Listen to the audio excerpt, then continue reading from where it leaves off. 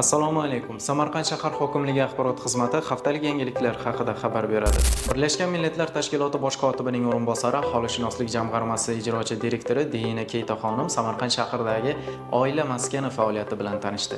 Samarqand shahar hokimligi oila va xotin-qizlar bo'limi huzurida tashkil etilgan oila va xotin-qizlar maskanida Birlashgan Millatlar Tashkilotining aholishunoslik jamg'armasi ijrochi direktori, Birlashgan Millatlar Tashkiloti bosh kotibi o'rinbosari Dina Keyta xonim ishtirokida uchrashuv bo'lib o'tdi. Aynan mana shu kunda bizni qo'llab-quvvatlab, mamlakatimizdagi oila institutini mustahkamlash uchun bir qancha tavsiyalar berib ketishlari biz uchun faxr, biz uchun eng katta mas'uliyat bag'ishlaydi. Mazkur maskan xotin-qizlarni har tomonlama qo'llab-quvvatlash, oilalarda ijtimoiy ma'naviy muhitni mustahkamlash, yosh oilalarga amaliy ko'mak berish hamda kasb-hunarga o'rgatib, xotin-qizlar uchun turli trening, seminar va mahorat darslari ham tashkil etilib kelinmoqda. Kurslarimiz 3 oy davom etadi.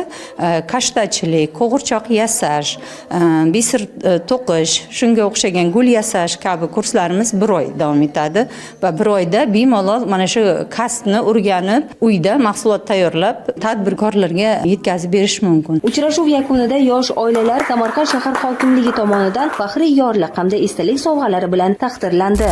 Samarqand shahrida Garvard yosh yetakchilar sammiti bo'lib o'tdi. Samarqand shahridagi Ipak yo'li turizm va madaniy meros xalqaro universitetida tashkil etilgan ushbu sammitda Garvard universitetining talabalari, ijodkor yoshlari, o'zbekistonlik tengdoshlari bilan ta'lim sohasidagi yutuqlari bilan o'zaro o'rtoqlashishdi. Muloqotlarda ta'kidlangandek, bunday nufuzli oliy o'quv yurtida talaba bo'lish uchun imtihonlardan o'tishning o'zi yetarli emas. Buning uchun yoshlar yetakchilik fazilatlarini ham namoyon etishi kerak.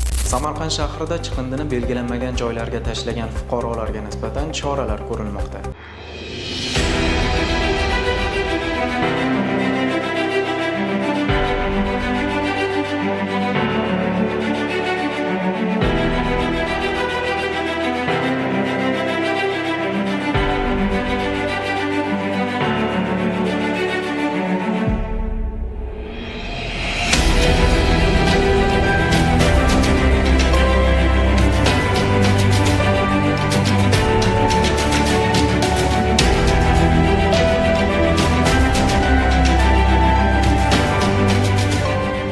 Samarqand shahrida ibratli oila ko'krak nishoni o'z egalariga topshirildi.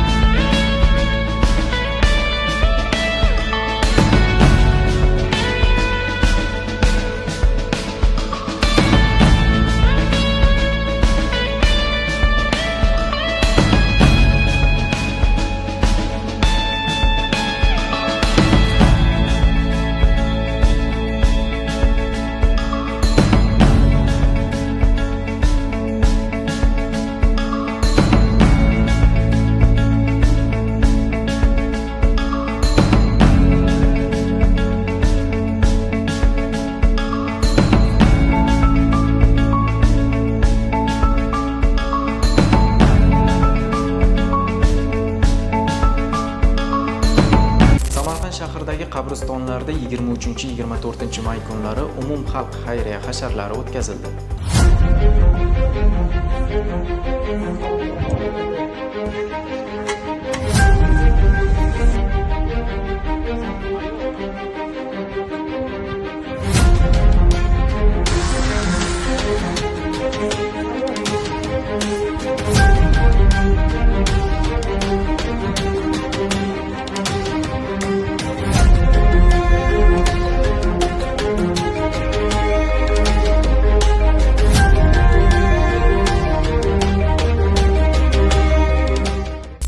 Yetkazmoqchi bo'lgan xabar va yangiliklarimiz shulardan iborat edi. Kelgusi dasturlarimizda ko'rishguncha salomat bo'ling.